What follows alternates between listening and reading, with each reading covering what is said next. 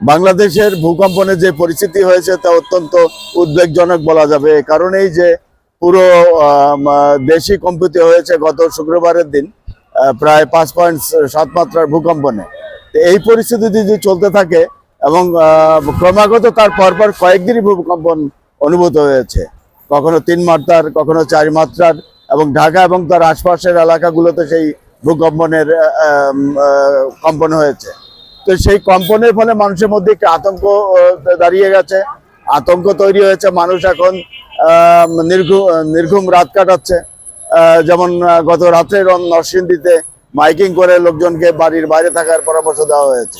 ঢাকা বিশ্ববিদ্যালয়কে আগামী 6 ডিসেম্বর পর্যন্ত ছুটি ঘোষণা করা হয়েছে। সাথে সাথে বাড্ডাতে ভূমিকম্প হয়েছে, মায়ানমার উপকূলে আজকে ভূমিকম্প হয়েছে, এবং এটার আসলে অশনি সংকেতই বলা যাবে। এই কারণেই যে ক্রমাগত ভূকম্পনই হচ্ছে একটি মারাত্মক অবস্থা তৈরি করতে পারে।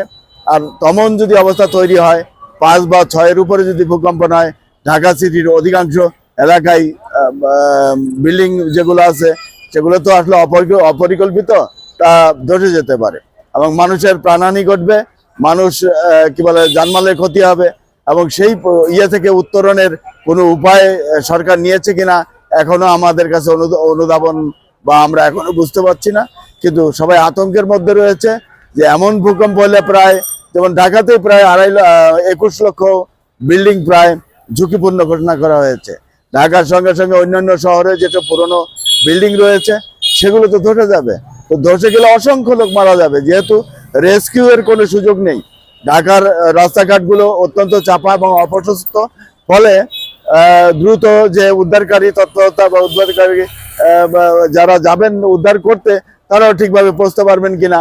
আর যে ধরনের মানে কনস্ট্রাকশন হয়েছে তা অত্যন্ত ভীতিকর যদি ধসে পড়ে। এই অবস্থা থেকে দ্রুত সরকারকে উত্তরণের দিকে যেতে হবে এবং একটা উপযুক্ত তৈরি করে মানুষের মধ্যে একটি দিক নির্দেশনা দিতে হবে যে ভূকম্পন হওয়ার আগে এবং পরে এবং হওয়ার সময় তারা কিভাবে নিজেদেরকে নিরাপদ রাখবে।